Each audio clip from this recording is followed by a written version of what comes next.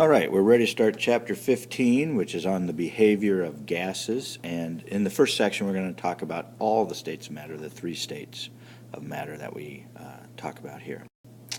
And the objectives is to be able to describe the differences in the molecular arrangements among solids, liquids, and gases, and the basic characteristics of them. So first of all, let's just talk a little bit about kinetic theory. Kinetic means moving. And so when we're talking about kinetic theory, we're talking about these particles moving. And what we're saying is that all particles are moving, even solids. They're always moving. They're vibrating back and forth. They're moving what they call constant motion. They're random, and it's straight line, and they're straight until they run into something else. Okay? So there are lots of collisions here. They always, they're interrupted with collisions, and then they might head a different direction. But it's, this constant motion. That's the kinetic theory. And the speed of those is dependent primarily on the temperature. So the higher the temperature, the faster they're going to be moving. In chemistry, most of the things that we're going to do, we're going to talk about what's known as an ideal gas, because it's much easier to do calculations when we say everything fits the perfect pattern. In reality, it isn't perfect. But we're not going to get into that. That's beyond high school chemistry. So when we're talking about an ideal gas, what we're assuming, we're making a couple of assumptions. One, that the molecules really have no size. They're just points. They're just dots. They don't take up any space, which, if they did take up space, that does make a little bit of a difference. And we're also assuming that there's no attraction. And that's not completely true either. So those things happen. They do make an effect. They tend to make an effect under extreme conditions, like high pressure, high temperatures, things like that. For what we're going to do, we're going to assume that they don't have any size and they don't have any attraction between them. So real gases do have those things, and ideals don't. All right, so let's talk about the phases, and we're going to talk about there's three main phases that we're going to talk about. There's a fourth one that does exist on the Earth, and we're going to talk about a couple other things here a little bit.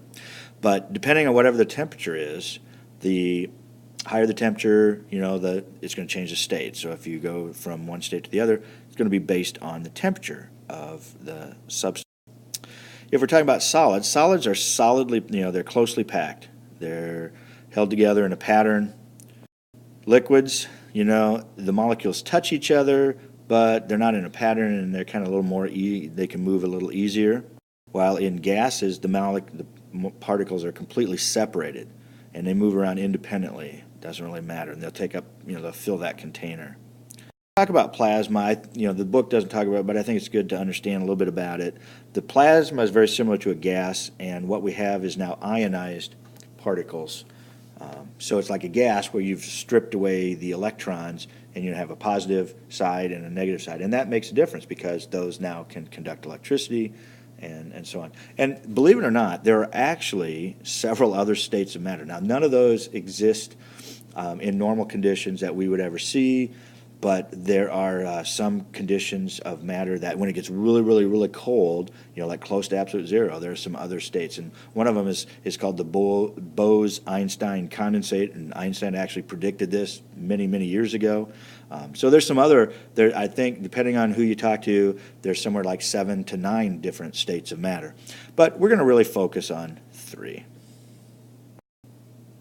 So let's talk about solids. You should know some basic properties of all of these 3 states. Okay, one, when it comes to mixing, they don't usually do that. You can see these particles, they don't mix around. They stay there. This particular one's going to stay in that corner all the time. They'll move back and forth. They'll bump into the ones next to them, but they don't move around. Also, they're incompressible. In other words, I can't put pressure on them and make them smaller. I can't squish them. And they tend to maintain their shape and volume. So I put this cube in this container, it just sits in there as a cube. That's a solid.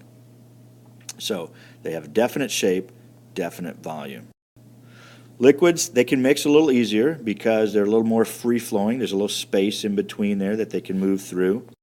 But there isn't enough space that you can really compress them. There's a little bit, but not much. You can't compress them very much. Even if you put them under high pressure, they don't change much.